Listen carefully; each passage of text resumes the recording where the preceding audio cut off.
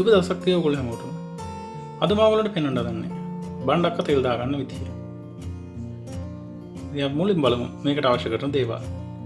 මුලින්ම අවශ්‍ය වෙනවා මේ විදිහේ පිටි කපාගත්තු බණ්ඩක්ක ග්‍රෑම් 250. ඊළඟට මම ලෑස්ති කරලා තියෙනවා හීනෙට කපාගත්තු රට ලුණු ගෙඩිය. මම මිරිස් කරලා පෙරි කපාගෙන සුදුරුණු බික් දෙකක් තලාගෙන එනසල් ලැට කිහිපයක් කුරුදු පොතු කැවැල්ල සහ කරපිංච කොළ කිහිපයක්. ඊළඟට අවශ්‍ය වෙන මේ විදිහට කැලි කපාගත්තු තක්කාලි ගෙඩිය. ඊළඟට මම ලෑස්ති කරන තියෙනවා පිටි කපාගත්තු මාළු මිරිස් කරලා. ඊට අමතරව මම ලෑස්ති කරන තියෙනවා උඹලකට තේ හැන්දක් තේ හැන්දි දෙකක් අතර කහකුඩු තේ හැන්දක් සූදුරුවට තේ හැන්දි භාගයක් තේ හැන්දක් අතර කැලි මිරිස් තේ හැන්දි දෙකක් විතර ලුණු කුඩු අවශ්‍ය ප්‍රමාණයට සහ අවශ්‍ය ප්‍රමාණයට තෙල්. අපි දැන් බලමු කොහොමද මේ බණ්ඩක්ක තෙල් දාගන්නේ කියලා.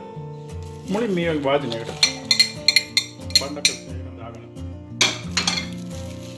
ඊට පස්සේ ඒකට මම දාගන්නවා මේ ලුණු කුඩු.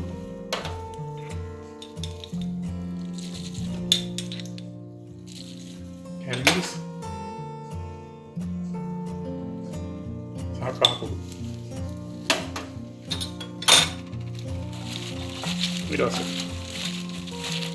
මේ සේරම ටික හොඳට කලවම් කරගන්න ඕනේ. අපි දැන් බලමු කොහොමද මේ බණ්ඩක්ක එක තෙල් දාගන්න කියලා. මේ වගේ භාජන ලිපේ තියාගන්න. ඒකටම මේ තෙල් ටික දාගන්න. හොඳට තෙල් ටික රත් කරගන්න. තෙල් ටික රත් වෙනකොට මුලින් මම දාගන්නවා සූදුර ටික.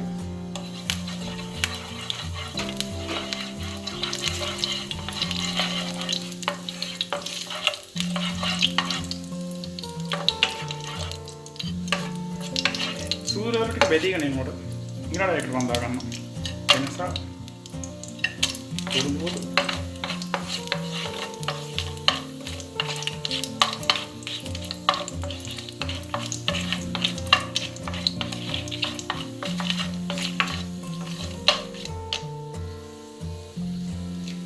දැන් මම ඒකට දාගන්නවා සුදු ලුණු.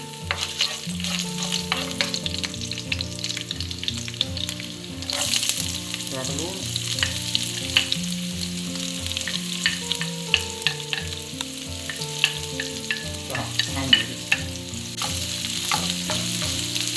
දැන් මේ ලුණු ටික විනාඩියක් විතර හොඳට ටෙම්පරේචර් ගන්න ඕන. විනාඩියක් විතර ලුණු ටික ටෙම්පරේචර් කරලා පස්සේ ඒකට මම දාගන්නවා කරපිංච කොළ. මාළු මිරිස් ටික.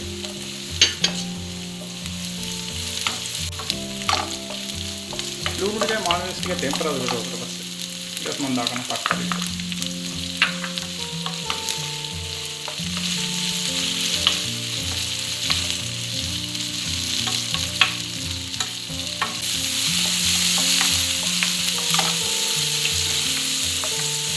විනාඩි දෙකක් විතර මේක කුක් කරගත්තා පස්සේ ඊට පස්සේ මම දාගන්නවා උඹලකට.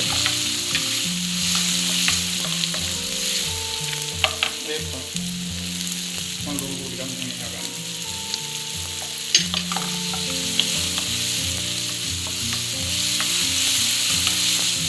දැන් තේරෙන්න ටික පෙපර් අවුට් වෙලා තියෙනවා. දැන් මම ඒකට දාගන්නවා බණ්ඩක්කට. දැන් මේක ගින්නර වැඩි කරගෙන විනාඩි දෙකක් විතර මේක කුක් කරගන්න ඕනේ.